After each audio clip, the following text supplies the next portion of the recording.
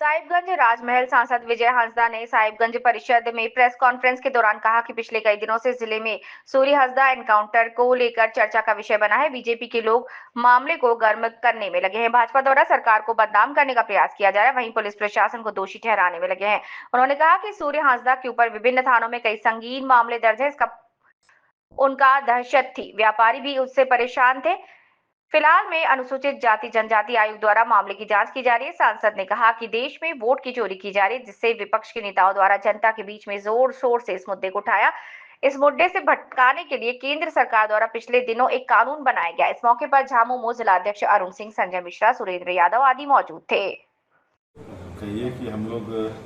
क्षेत्र में जब भी क्षेत्र आते हैं तो क्षेत्र में रहते हैं। जिला प्रशासन और खुद भी क्षेत्र का भ्रमण हम करते ही रहते हैं। सदन खत्म हुई उसके बाद आने के बाद भ्रमण करने की हमारी भी इच्छा रहती है कि लगातार मैं भ्रमण करूं। और कई मुद्दे ऐसे भी रहते हैं कि जो कि जिला प्रशासन के साथ भी, ताकि उन सब चीज़ों हमारे यहाँ पे भी कुछ समय लगातार बाढ़ का भी प्रभाव रहा और उस पर लगातार हम लोग निर्देशित भी कर रहे थे कि उन सभी चीज़ों की व्यवस्था जो बाढ़ से संबंधित है वो बेहतर ढंग से रहे। कॉन्फ्रेंस किया गया है इस विषय। एक मुद्दा यहाँ पे लगातार अभी उठ रहा है, गोड्डा में हुए एनकाउंटर को लेकर के, सूर्या हांसदा के एनकाउंटर को लेकर के, और इस पे कई नेताओं की बातें आई। बीजेपी और उनके नेताओं की तरफ से बहुत तरह की आरोप लगाए गए, लेकिन मुझे जहां तक समझ में आता है कि अगर कोई भी इस तरह की घटना घटती है और सवाल उठाए जाते हैं तो जांच करने के लिए सरकारी एजेंसियां भी हैं। जैसे कि इस इंसिडेंट के बाद एसटी कमीशन की तरफ से एक जो है चिट्ठी निर्गत हुई और जांच का जो दारोमदार रहता है वो प्रशासन की तरफ से अगर कहें तो सीआईडी विभाग की रहती है और भी एजेंसी द्वारा जो है सरकार करा सकती है। लेकिन जिस व्यक्ति को लेकर के यहाँ पे बात हो रही है, अगर उसके पिछले सालों के या फिर कई सालों के रिकॉर्ड्स को आप देखिएगा तो चाहे वो साहिबगंज हो, गोड्डा हो, आपका जाके कई थानों में केस दर्ज हैं और बहुत ही जघन्य अपराधों से संबंधित केसेस हैं और उसमें कई धाराएं हैं। और क्योंकि ईसीएल क्षेत्र हमारे राजमहल का, वहां के नजदीक ये व्यक्ति बिलोंग करते थे और मैं वहां के जनता की बात आपको बता सकता हूं कि वहां के जनता त्रस्त थे। लगातार दबाव, एक्सटॉर्शन और कई तरह की वारदातें लगातार उस क्षेत्र में हुए जिनसे कि ये संबंधित रहे और केस हिस्ट्री रिकॉर्ड भी थानों का निकाल करके जिला के इससे जो है आप लोग देख सकते हैं। और ऐसे व्यक्ति को संरक्षण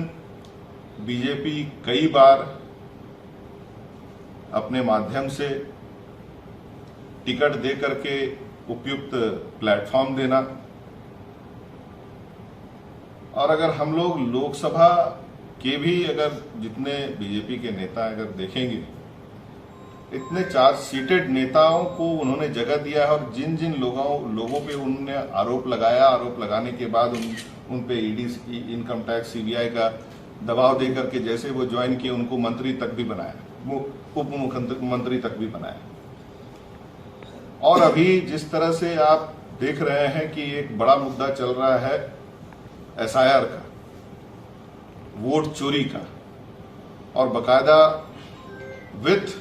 एविडेंस जिस तरह से दिया गया है, ये दिख रहा है कि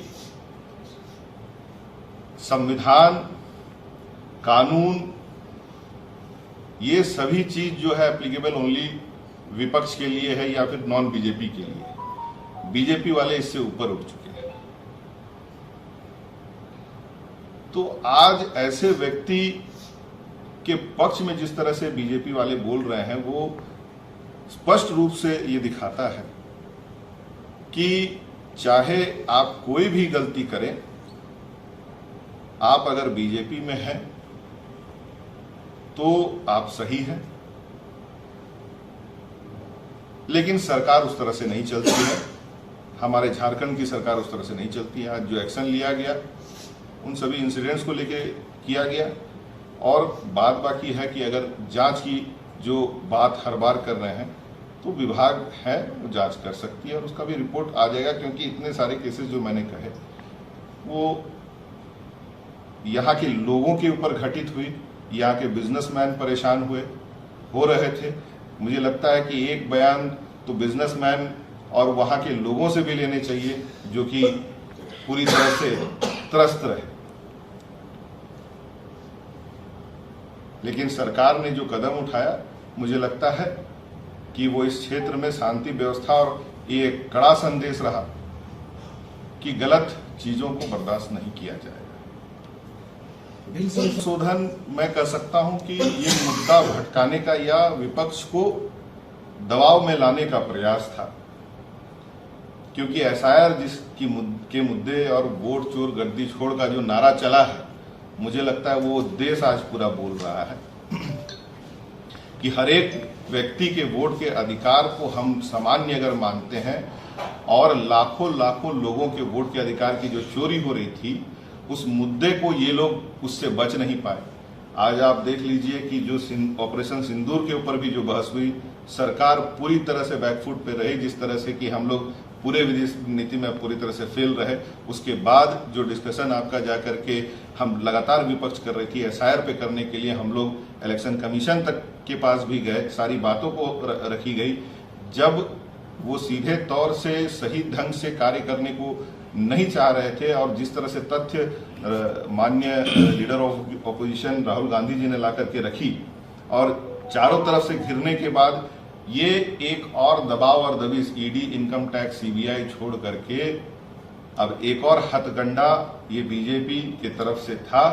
कि किस तरह से और दबाव में हम राज्य सरकारों को और विपक्ष दल के नेताओं को डाले, ताकि ये मुद्दा से ये लोग पीछे हट जाए। है कि विपक्ष के तरफ से और सदन के अंदर भी ये बातें उठी है तथ्यों के साथ कि बड़े सुनियोजित तरीके से वोट चोरी करने की जो प्रयास, उसमें इलेक्शन कमीशन और सत्ता पक्ष में अगर हम कहें तो 10 साल से ऊपर, और इसके कई जगह पे परिणाम देखने को मिले हैं। और विपक्ष का यही कहना है कि ये जांच हो, और आज तो रिसेंट हम लोग कह सकते हैं कि जो एसआईआर अभी चल रहा है और लगातार वहां पे कई लोग मृत घोषित कर दिए गए हैं, कई जो मरे हुए हैं उनको जीवित दिखाया जा रहा है, कई फेक वोटर्स हैं जिनके जो एड्रेसेस नहीं है, जिनके जो है नाम, पिता का नाम, माता का नाम, और एक व्यक्ति कई जिलों में जिस तरह से है, तो मुझे लगता है कि इससे बड़ा अपराध क्या बोलते हैं कि नेशनल स्केल पे, और वो भी सत्ता के द्वारा, ना इससे पहले कभी हुआ था, ना इसके बाद मुझे लगता है फिर कभी होगा। अपराध, और ये अपने आप को जिस तरह से कहते हैं कि भाई हम भ्रष्टाचार तो इनके जड़ में है,